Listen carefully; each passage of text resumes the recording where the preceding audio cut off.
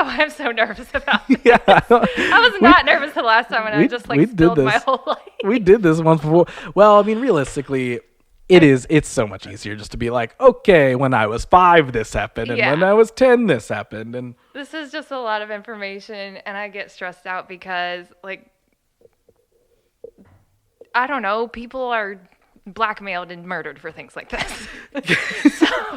Well, so that's I'm just kind of like, is it fine? I really hope that you being on this podcast, I don't think I'll be murdered. I'm just like get you murdered by the big food industry. It won't, but I'm nervous about it. Honestly, you know what?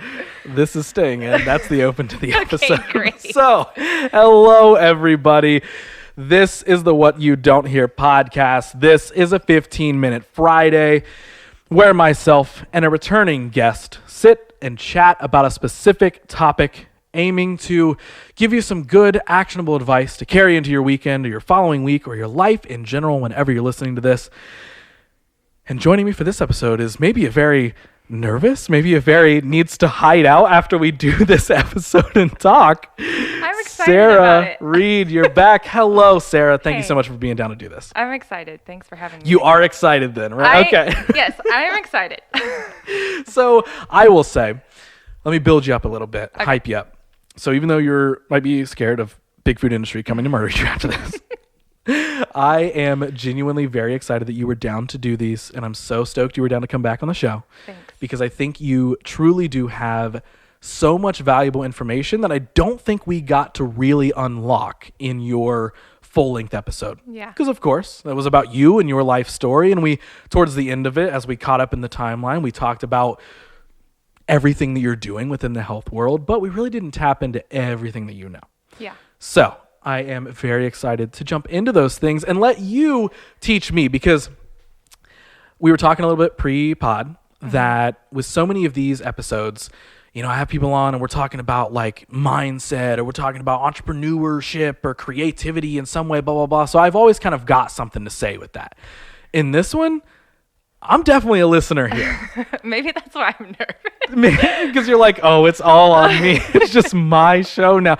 This is good practice if you start a podcast. Hey, I'm excited. This We're is here. you. Yes, we are here. So I'm going to start us. I'm going to get 15 minutes going on the clock, and I'm just going to throw it to you. The floor will be yours. And we are talking about food politics? A little bit of food politics. Okay. A little bit of food corruption. Ooh, politics and corruption. Let's get into it. So take us away. Tell me everything that you know. Okay, so the first thing I want people to know, so I'm a health coach. I'm helping people get healthier so they can live a better life, happier life. The first thing I want people to know is that when it comes, like, we need to know what we're up against when we start this journey. So it kind of goes back to World War II. So America there was a lot of food scarcity, and that's when convenient foods started being manufactured. A few years after World War II, you know, women were working more. They didn't have as much time to prep for food, and that's when companies really started to up the packaged, easy, processed foods. Now, when we do this, there's a lot of junk that goes into our foods. And between that era and the 80s, there was obviously a lot happened, but the major thing that really sticks out to me and like breaks my heart is in 86, there was a man named Nathan Horton, and he had lung cancer. And his doctor told him he got lung cancer from smoking cigarettes. And he was like, well, there's no warning on the package or whatever. How do I fully know? Blah, blah, blah. And actually, there's evidence that in the 60s, big tobacco companies were paying scientists to put like lung cancer scares and different diseases like that they put more of an emphasis on sugar opposed to tobacco. So going back to the 80s, there's this guy, Nathan. He started a lawsuit with the American Tobacco Company. And the lawsuit, I think, lasted like 10 years. But at the end of it, this is now why we have warning labels on tobacco products. However, when that happened, tobacco companies realized, oh, this is going to happen a lot. We're going to lose money doing this. Darn. So what did they do? They diversed what they were going to put out to consumers, and then they bought food. Damn it. Okay. They bought big food companies. So not only are you blowing my mind with that information, I feel really stupid because if you would have asked me, like, when do you think like processed food or like fast food and stuff really started? I would have been like, Stone Age, it's been around forever. Like we've had McDonald's forever. Like I don't know. Yeah. So I mean, it mostly started. Yeah, during World War II, that's when it mostly started, and then all these companies, started manufacturing quick, easy food, and that is when the standard American diet was really born, which ironically is now referred to as the SAD diet. Okay. Yeah. Okay, so walk me through that. The SAD diet? Yes. Well, so why, and I'm so sorry if I'm deviating from your fine. like the notes and stuff here, because I want to make sure that we cover like the actual like history parts. But now I'm like, what? I have so many questions. So I guess explain to me like the SAD diet, and explain to me like, was it just out of convenience that all of these easy foods become a thing? And then the politics side plays in where there's just enough money funneling in that it's just like, this is the new normal. That's exactly what happened. And a lot of companies saw it as an opportunity to make a major profit, and that's really what happened.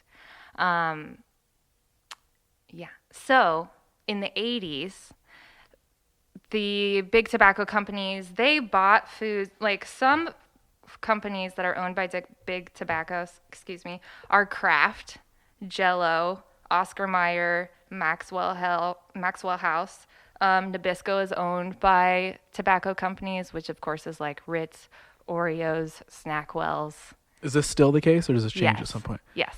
Oh my God. So if I'm really curious, like if we were to walk into a grocery store and have all the foods that are owned by tobacco companies replaced with cigarettes, like I think it'd be interesting to see. That is wild. Yeah. Man, now I'm like, I shouldn't eat any of those things. Wait. So anyways, when these tobacco companies bought these food companies, how like they then started applying what they did with cigarettes to where they put more sugar, salt, fat in their foods. So then the consumers were addicted. And that's why we are continuing to buy these foods. Not because we don't have the willpower to resist them, but because we're actually addicted to them. Right. Yeah. Sugar is like the main thing that's added into snacks, and sugar is 8 times more addictive than cocaine. Damn it. I know, it's so frustrating. I'm just it breaks my heart. Yes. It breaks my heart. It's really sad, and I'm frustrated that people don't know these things. Yes. Yeah, there was a study done in the early 2000s by a Dr. Mark Hyman, I believe, where they compared the brain of someone that was on sugar and then the brain of someone that was on drugs. I think it was cocaine or heroin. And they looked exactly the same, because when you eat sugar, your endorphins like get this crazy, they go off like crazy, and all the pleasure centers in your brain are just lighting up. So yeah. Those are things that I'm like, oh yeah, that totally makes sense. But also hearing them in that way, I'm like, damn it, big tobacco. Like, I know. Why? You gotta like own all the things that I love, sort of. And I mean, like we've talked about it before. Like I don't think that I'm the most unhealthy eater. Yeah. But I'm for sure not the healthiest eater. But now hearing all these things also, I'm like, well, man, nearly like anything. Yeah. Is almost. So is this still the case today? Like I assume that it's still this like, weird monopoly. I mean, it's even worse now, especially with all the fast food. Okay, take a minute, close your eyes. Here we go. I'm imagining. I'm gonna say a few things and just like kind of zone into your senses. Okay. Burger King, Wendy's, Cheez-Its, Oreos. Oh, that's so good. Oreos are Here's one for you. Mountain Dew. Dude, come on. Listen, you can't do that to me. Listen, my eyes popped open. You can't tell me they're Okay, but Mountain Dew. when you Yes, hear these okay. things, you can taste them in your mouth, right? Yep. That's because of all the additives that these companies are putting in our food that's making us addicted to them. So is that, I mean, literally, I guess this is a dumb question for me to ask, but because everything is kind of ruled by money Yeah, but so that's like, frustrating. as that just continued and built up and it's just more sugars and more additives and more whatever to make people addicted, like, is it literally just because of big business and money that stuff was just never changed? And now we're here at this Yeah. like height point where it's like, yo, like this is really bad. Yes. It wasn't until the 90s where scientists and doctors started to see a major change. Well, a pretty major change in our health and our weight and all the diseases that we're getting, that they were kind of like, what's happening here? So it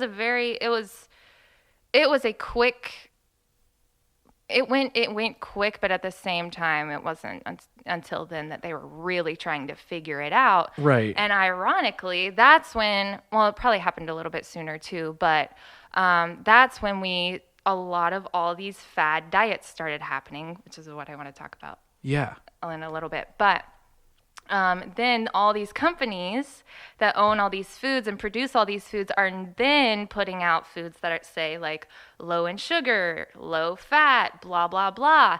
That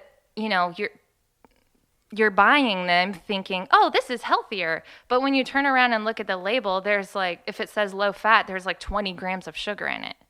Or if it said, it's stuff like that. So I always say if there's a label on it advertising something, don't buy it because it's hiding something else. That's super good to know, because I feel like that's the easy go-to, right? When you're grocery shopping, is like, oh, this says low whatever, like that, it must be great. It must be perfect for me. Yeah. It must be better than the other thing, like the normal version. Right. And I mean, that's all marketing too. They use all these nice, bright, fun colors. Or right now, what's really trendy is using like green and leaves, like in logos and on packages and stuff, to make you think it's healthier. Or honestly, I think it's like organic stuff. I think only 45% of the ingredients need to be organic for them to put organic on the label. Interesting. I'm pretty sure. I'll have to look that up later, but I'm pretty sure that's true. So when you're walking through aisles in the grocery store and you see, you always come across that like big, just where everything gets green in the bay of the aisle. Those are now. So I guess here's what I'm trying to ask: are those, low carb, low sugar, whatever, like, are those options, are they even like the littlest bit better than the normal option? Or is it like, hey, it's actually still fabricated to be quote unquote good for you, which actually means it's equally as bad for you? That's kind of a tough question. I feel like that would be kind of based on each product, but overall, it's not going to be better enough for you to like eat it. And it's like still see a going to different, do like, some kind of damage. Right, Yeah. right. Okay, so let me ask you this, because we talked about this a little bit recently, actually. Grocery shopping. Yeah. I'm bad at it. I told you that, right? Yeah. I said that, my healthy idea of grocery shopping is if I buy the bag of spinach and then maybe I eat some of it once and then I throw it out like a week later, Right. all moldy and not moldy, but all melted It's all together. wilted and Yes. smells bad. So what would you say? Man, time is flying. Who thought of this 15-minute idea? What is it? So one of my questions is, what are tips that you would give somebody who's listening, who's just hearing all this information, like, oh my God, big tobacco, big food corporations, all this sort of stuff, I'm looking out for the labels. Give us some grocery shopping tips. So if you're walking through the aisles, what are things to look for, to stay away from, and what are things to try and avoid? I would say stay away from the aisles. When you're in a grocery store, you want to shop the perimeter. If you do go into the aisles, mostly go in for like rice, beans, veggies, different stuff like that. Maybe some baking goods. Definitely spices. Get all the spices. And then, when you look at a label, always check labels. And when you look at a label, if it has more than 5 ingredients, don't buy it. Because you want your food to be as whole as it can be. Because when you buy foods that are highly processed, like crackers or Lucky Charms or something like that, they're going to spike your blood sugar up very quickly, and that's going to cause issues long term. Also, they're generally extremely high in calories and very low in nutrients, and that's not what we want. That's not what we want. We want high nutrient foods, which are whole foods. So hang out in the produce section, shop the perimeter, like I said. So those are the main things that you want to look out for in the grocery store. Now, I've heard this before, and I think everybody listening probably gets it, but just to kind of dive a little bit deeper, explain shop the perimeter to me. What does that mean? Why should somebody not go deep into the aisles? So pretty much every grocery store is set up like this, but they keep all the highly processed junk foods in the middle of the store. And around the aisles is where you're going to find your produce section, your dairy, the more healthier options within the grocery store. Pretty much all the packaged crap's in the middle of the store, and that's why you want to avoid it. There it is. Perfect. So when somebody is going through a grocery store, we're shopping the perimeter. Is it just as simple as like staying kind of near the produce, or are there like even more like labels, or is there any of that stuff that's even sort of marketed as like, hey, here's a brand new bag of this, and look at this salad mix. Hey, look, it's already done for you. Like, yes, like salad mix is salad mix is a salad mix, but there are there's pre-packaged salad mixes with like the cheese and the croutons and the dressings and stuff. Those aren't always going to be great. The dressings are highly concentrated in oils. Oils are going to cause some damage long term, along with cheese. Healthier. I'm trying to think. I know what I was going to say. Like when you do go into the aisles, also if there's like dried fruit would be a great option, right? I was giving my son cranberries. Great. I was so happy he was eating them. But then one day I was like, wait, why haven't I looked at this? And I saw that like even there was a ton of extra sugars added into cranberries and stuff like that. So you really have to be careful with what you're buying. You got to look at everything. They sneak it in everywhere. It's really frustrating. Okay. So we are already at our 15 minutes. Is there anything, before we wrap up, is there anything on this topic with the whole like food industry thing that you're like, yo, we cannot wrap up until I share this information? Because you know what? We can break the time limit a little bit. If there's like something that you're like, people need to hear this. Oh, this is what you need to hear. Perfect. How to know if you're addicted to food is you want to eat it when you're not hungry. You feel sluggish when you eat it or after. You really stress out about cutting down on those foods, but have a hard time doing that. Your health is affected by food, so obviously if you have diabetes or something like that. And then you spend a lot of time dealing with negative feelings or highs and lows when you're eating these foods. I eat mostly whole food, plant-based diet. And I definitely notice like when we have crackers or something like in the house, and I'm kind of eating a few here and there like throughout the week, I can definitely tell a difference. In like I have more scattered thoughts. I feel really sluggish. I'm tired. I don't feel as like motivated to go outside and walk or whatever. So the problem is like a lot of us, and I definitely was here too, are so addicted to these foods and we're constantly putting them in our bodies that we can't even really tell a difference at first. Okay. My mind is just racing. Those are like, I should ask that question. See, you should be hosting this podcast. I should ask that, like, how can you tell when you're addicted to food? That's so good. Okay. So final thing, we got to wrap up here. Our 15 minutes has been hit. What is the biggest takeaway that you want someone to take away from this episode? So right now, it's a Friday. They're listening to this 15-minute Friday. Maybe the weekend is when they're going to go to the grocery store. Yeah. What's the biggest thing? I know we've already said a few tips, so even if you ball them all back up in one big point, what should they do when they're going into the grocery store? What should they be on the lookout for? Shop the perimeter, buy foods to the original form, as closely to the original form as you can. And if you can't pronounce an ingredient on the box, don't buy it. I have heard you say that to me before. And like, for some reason, that's such a like, you would assume that's like a duh fact, but you don't think about that. Yeah. Like sometimes you even look at the box and you're like, whatever, I'll put it in the cart. Yeah. It's the one thing. Chloroform, whatever. Yeah. I like cookies, so I don't care. Damn it, that was such a good episode. Oh, thanks. Man, if you start a podcast, like, can I just come in and just Yeah, be the you person can- who's just like the guinea pig of like, tell me this, tell me I'll have that, you teach on. me. Listen, all right, I'm going to say this right to the camera. Big food industries. If you try and take my girl Sarah out, I'm coming for you after that because this is good knowledge that people need. Sarah, thank you so Thank you. much for doing this. So if anybody wants to reach out to you, if they want to follow you, where can they find you around the internet? Maybe they have some health questions for themselves. Maybe they're about to go to the grocery store and they want some specifics of like, hey, I'm sending you this picture of this label. Is this good or bad? How can they find you and all of your health tips and everything you do around the internet? I'm mostly active on Instagram right now. You can find me at plant-based Sarah Lou, and I will have a website coming out in the new year. I don't know when you're. This at some point. Okay. Yeah. Though either if it's the In new year, they January. will know it's out. Yes. If it's before that, they'll know to wait for it. Okay. Yeah. There you Boom. go. There it is. Thank you so freaking much. Dude, Thank you. You killed that. That was so good. Was it? Yes, I feel like I just learned so much, and I'm also terrified of the grocery store.